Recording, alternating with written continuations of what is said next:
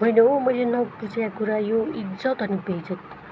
अनि यो इज्जत भएको मान्छेहरू चाहिँ कहाँ जान्छ हो अहिलेसम्म हुन्छ नि इज्जत इज्जत इज्जत हो। अनि कहाँ चाहिँ जान्छ यो इज्जत अहिलेसम्म चाहिँ इज्जत पाएकाहरू चाहिँ कहाँ गएको होलान् कि अचम्म लाग्छ। गाडी चढेर नै विदेश जाने हो कि प्लेन चढेर नै विदेश जान्छन् कि अचम्म लागेर आउँछ कि जे चिजमा नि इज्जत इज्जत कहाँ चाहिँ पुग्छ होला यो इज्जत। अनि बेइज्जत भएका मान्छेहरू अनि बेइज्जत भएका मान्छेहरू कहाँ पुग्छन् हो। बेइज्जत भयो भन्छन् अनि बेइज्जत भएको मान्छे चाहिँ फेरि तिनीहरू पनि गाडी नै चढेर जाने प्लेनै चढेर जाने हो कि के हो कि तिनीहरू चाहिँ बेइज्जत भएका चाहिँ स्कुटर बाइक चढ्ने हो कि बाइक चढेर जाने हो कि के हो म पुरै नबुझेँ।